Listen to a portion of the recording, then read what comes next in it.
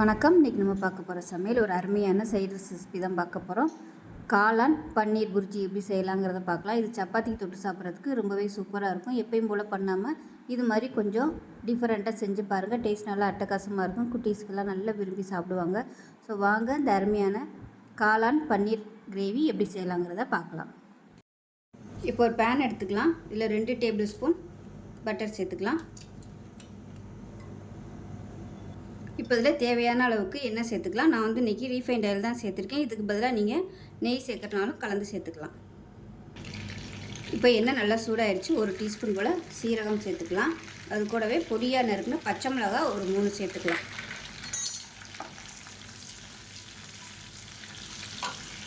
பச்சை மிளகா லேசாக வதங்க ஆரம்பிக்கவும் மீடியம் சைஸாக ஒரு பெரிய வெங்காயம் பொடியாக கட் பண்ணியிருக்கேன், அதை சேர்த்துக்கலாம்.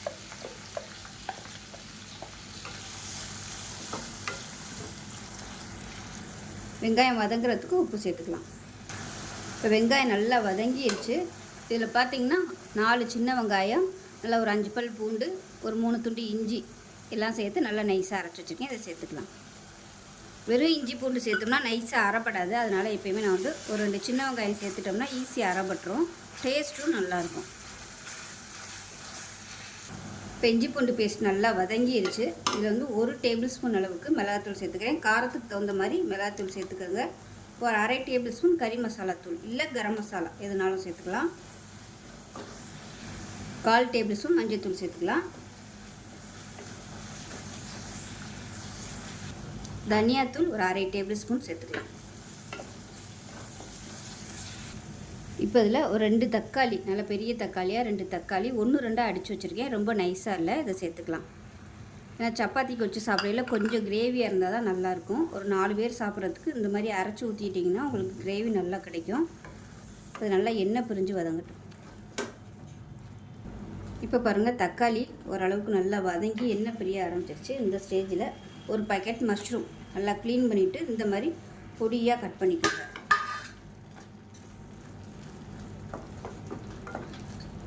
இப்போ இது கூடவே பன்னீரையும் சேர்த்துக்கலாம். ஒரு பாக்கெட் பன்னீர் சேர்த்துக்கலாம். இது ஒரு 100 கிராம் அளவு இருக்கும். பன்னீரையும் நல்லா பொடியாக கட் பண்ணிவிட்டு சேர்த்துக்கோங்க. இல்லைன்னா துருவி கூட நீங்கள் சேர்த்துக்கலாம். அது நல்லா வதங்கட்டும். ஏன்னா மஷ்ரூம்லேயும் தண்ணி விட்டு வரும். தேவைப்பட்டால் அப்புறமா நம்ம தண்ணி ஊற்றிக்கலாம். மீடியமான ஃப்ளேமில் வேகட்டும். இப்போ எப்படி இருக்குன்னு பார்க்கலாம். இப்போ பாருங்கள், நல்லா எண்ணெயெல்லாம் பிரிஞ்சு வர ஆரம்பிச்சிருச்சு. இந்த ஸ்டேஜில் தண்ணி உங்களுக்கு தேவைப்பட்டால் நீங்கள் சேர்த்துக்கோங்க. எவ்வளோ வேணுமோ கிரேவி எவ்வளோ வேணுமோ அது தகுந்த மாதிரி தண்ணி சேர்த்துக்கோங்க. நான் ஒரு 1/4 கப் அளவுக்கு மட்டும் தண்ணி சேர்த்துக்கிறேன். ஏன்னா சப்பாத்திக்கு தொட்டு சாப்பிடையில் கொஞ்சம் கிரேவியாக இருந்தால் தான் நல்லாயிருக்கும். இல்லைன்னா ரொம்ப ட்ரையாக இருந்துச்சுன்னா பத்தாது, ஒரு 4 பேர் சாப்பிட்றதுக்கு பத்தாது. அதனால் நான் கொஞ்சம் தண்ணி விட்டுருக்கேன். இப்போ இது நல்லா கொதிக்கட்டும்.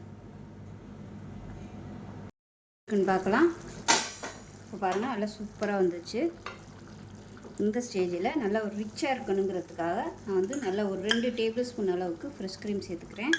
இது ஆப்ஷனல் தான், இருந்தால் சேர்த்துக்கோங்க. இது என்கிட்ட இருந்துச்சதுனால நான் சேர்த்துருக்கேன். சேர்த்திங்கன்னா டேஸ்ட்டு நல்லாயிருக்கும். இது கூடவே ஒரு 1/2 மூடி எலுமிச்சம்பழம் ஜூஸ் பிழிஞ்சு விட்டுக்கலாம்.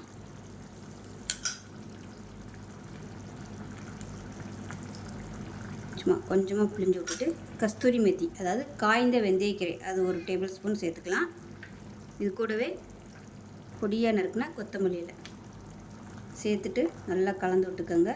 கலந்து விட்டுட்டு மூடி வச்சிடலாம். ஃப்ரெஷ் க்ரீம் சேர்த்தோம்னா நல்லா கிரேவி நல்லா திக்னஸ் கொடுக்கும். பன்னீர் பதிலாக நீங்கள் முட்டை கூட சேர்த்துக்கலாம். இப்போ அதை மூடி வச்சிடலாம். மீடியமான ஃப்ளேமில் கொதிக்கட்டும். இப்போ எப்படி இருக்குன்னு பார்க்கலாம்.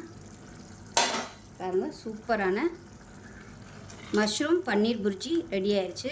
இது நீங்கள் இப்போ அப்படியே பெரட்டினாப்பில் வைக்கிறதுனாலும் வச்சுக்கோங்க. நான் சப்பாத்திக்கு கொஞ்சம் கிரேவியாக வேணுங்கிறதுக்காக இப்படி வச்சுருக்கிறேன். ஸோ உங்களோட விருப்பம் தான். டேஸ்ட்டு சூப்பராக இருக்கும். எப்பயும் ஒரே மாதிரி பண்ணாமல் இது மாதிரி டிஃப்ரெண்ட்டாக செஞ்சு கொடுங்க. நல்ல வித்தியாசமாகவும் இருக்கும், டேஸ்ட்டாகவும் இருக்கும். சப்பாத்தி, இட்லி, தோசைக்கெலாம் கூட தொட்டு சாப்பிட்லாம். ஸோ இதே மாதிரி செஞ்சு பாருங்கள். செஞ்சு பார்த்துட்டு எப்படி வந்துச்சுங்கிறத சொல்லுங்கள். வீடியோ பிடிச்சிச்சின்னா லைக் பண்ணுங்கள், கமெண்ட் பண்ணுங்கள், சேனலை சப்ஸ்கிரைப் பண்ணுங்கள், பக்கத்தில் உள்ள பெல் பட்டனையும் ப்ரெஸ் பண்ணுங்கள். நன்றி.